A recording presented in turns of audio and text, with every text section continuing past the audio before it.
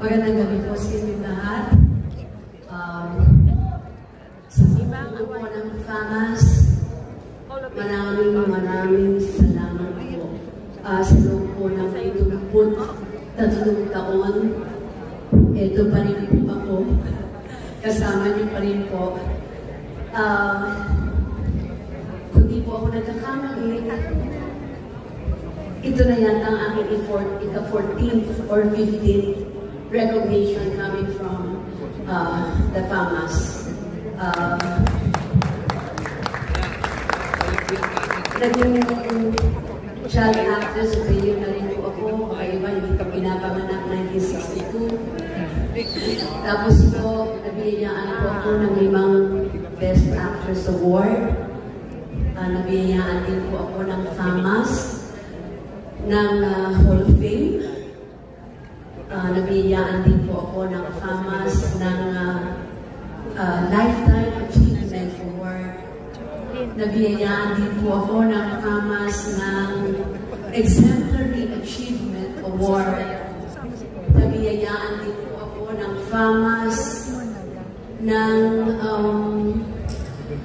FAMAS Presidential Award. Nabigyan din po ako ng FAMAS nang ako ay naging producer ng Best Feature and Best Producer ng Pagpili ng Ubak, Pagpili ng Taga, Other Venus Films. Nabiyayaan din po ako ng FAMAS ng ika-4 na pong Circle of Excellence Award.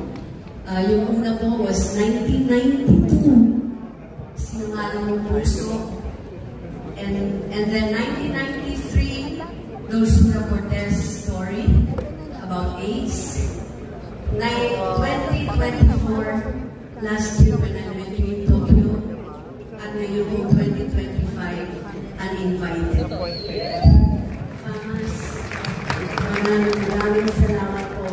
May I take this opportunity to of course thank my family na uninvited. Mula po sa production, maraming salamat, Ryan. Sa Project 8, Direct Dan Villegas, maraming salamat po. At maraming salamat din sa hindi ko sa iyo na sumunod ka kay Eva Candelaria. Nabigyan mo naman ako ng ibang klaseng ina na lalaban para sa anak. At yun ang uninvited, si Eva Candelaria. Maraming salamat.